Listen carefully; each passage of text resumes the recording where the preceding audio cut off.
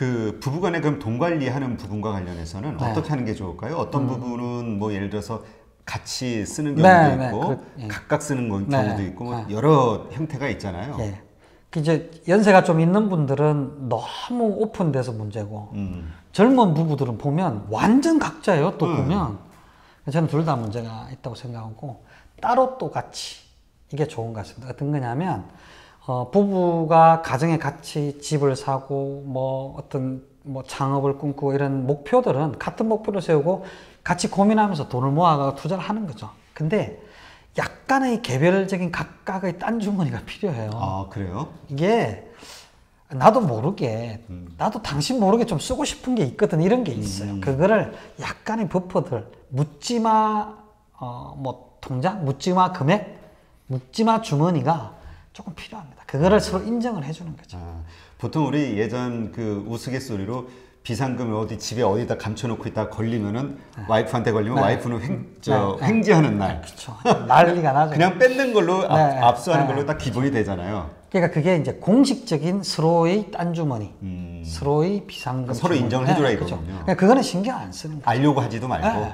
그걸 뭘 쓰든 그거를 처갓집에 쓰든 친가에 쓰든 아니면 자기 친구들하고 놀든 그걸 가지고 뭐 사치를 하든 그거는 신경 쓰지 말라는 거죠. 서로 간에.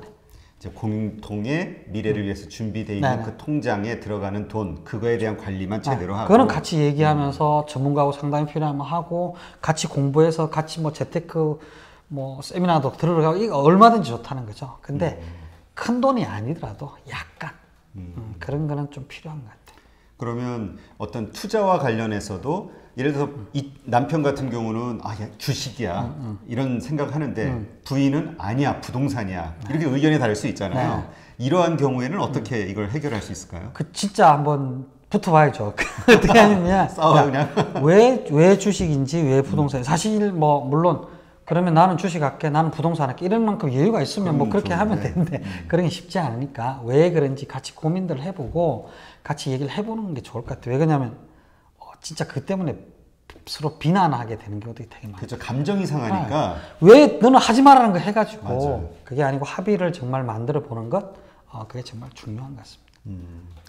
그럼 또 반대로 그 공통의 그 자금을 가지고 그런 식으로 해서 와이프가 부동산이 최고야 해가지고 부동산에 했어요 투자를. 근데 이게 잘못 투자해가지고 이게 뭐 손해를 크게 보는 상황이 발생이 됐습니다.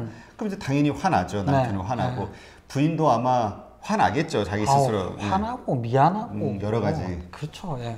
이러한 문제가 발생했을 때 어떻게 대처를 할 수 있을까요? 서로. 근데 그 사실은 안 좋다라고 하는 상황은 너무 다양한 것 같습니다. 예를 들어 부동산 투자를 해서 하니까 갑자기 정부에서 규제가 와서 떨어졌다 뭐 이런 경우들도 있는 것 같고 또 내지는 뭐 경매나 이런 위험한 것들을 좀 해서 잘못해서 한 게 있는 것 같고 그 반성의 포인트들이 다른 거죠. 사실은 주택가격이 계속 뭐 상승하는 과정에서 했는데 갑자기 어떤 뭐 경제 위기가 와서 그건 뭐 우리가 어떻게 할 수 없는 거잖아요. 근데 그렇죠.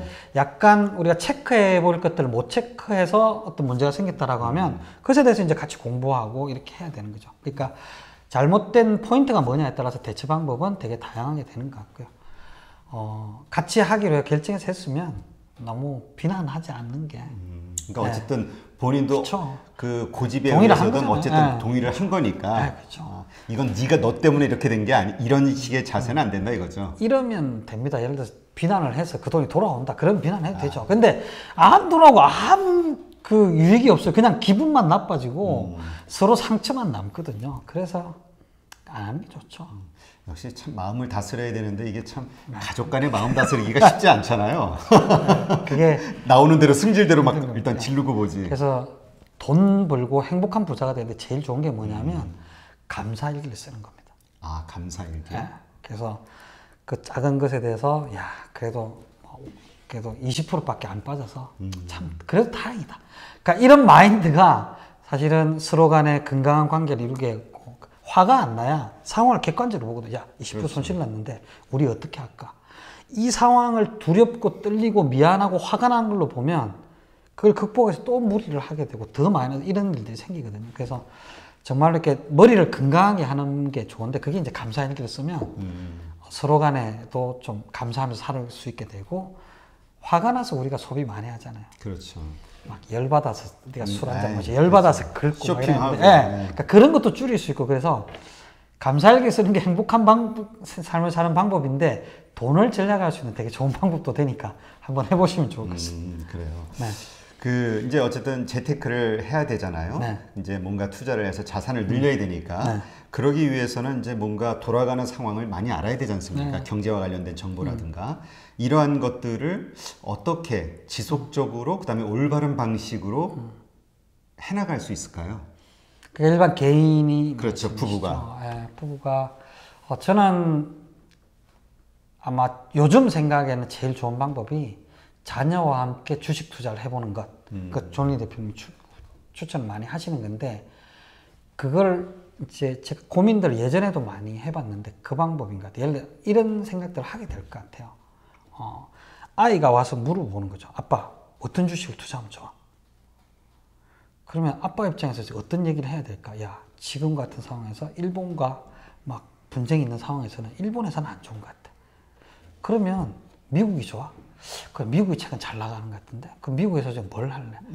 뭐 그러니까 이런 이야기들을 하다 보면 부모도 저놈이 또 나중에 무슨 짓 할지 모르니까 애 엄마도 그런 과정도 나도 그러면 어떤 그러니까 이런 생각들을 하게 될 것 같아요. 그래서 주식이 좀 개별주의 좀 힘들다라고 하면 펀드 같은 것들을 가족들이 같이 하면서 좀 알아보는 것. 그것을 우리가 이렇게 좀 유튜브나 네이버에 조사를 해보면 되게 많잖아요. 그러면서 같이 책을 읽으면서 좀 공부를 해보고 이렇게 하면 좋을 것 같고요.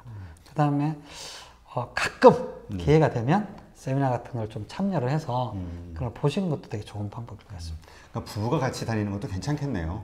좋습니다. 제가 어떤 세미나나 이렇게 요즘에 그 지자체들에서 강의들을 많이 하게 되는데 그걸 보면 부부들이 와서 앉아 있는 경우들이 많아요.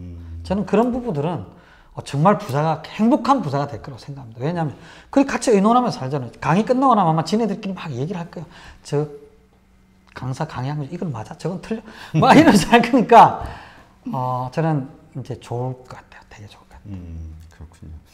자, 그러면 대표님이 이제 마지막으로 좀 그 생각하시는 돈과 관련해서 이제 지금 젊은 부부가 됐든 아니면 네. 노후 준비를 생각하고 있는 분들에게 뭔가 조언이 될 수 있는 이야기를 한번 하신다면 편안하게 아무 말씀이나 하셔도 됩니다. 네. 저는 그렇게 생각을 합니다. 돈은 제가 아까 과정 속에서도 잠깐 말씀드렸지만 돈은 우리 인생의 2등이었으면 좋겠다는 생각을 저는 합니다. 돈은 우리가 살고 싶은 삶을 살아갈 수 있도록 도와주는 정말 좋은 도구거든요. 그래서 돈은 정말 중요하게 생각하시고 잘 다루시고 또 그것에 대해서 공부도 하셔야 됩니다. 관계를 좋게 가지고 잘 다루려면 공부도 하셔야 되는데 근데 또 돈을 1등으로 놓으면 너무 힘들게 사시더라고요. 그래서 돈은 내 인생에 항상 2등이야 라는 생각을 가지면서 돈을 공부하고 좋은 관계를 맺으면서 사시면 아마 여러분들의 인생, 여러분들의 가정은 행복한 가정이 되고 행복한 삶이 되지 않을까라는 생각을 합니다. 네, 이제까지 잠시만요.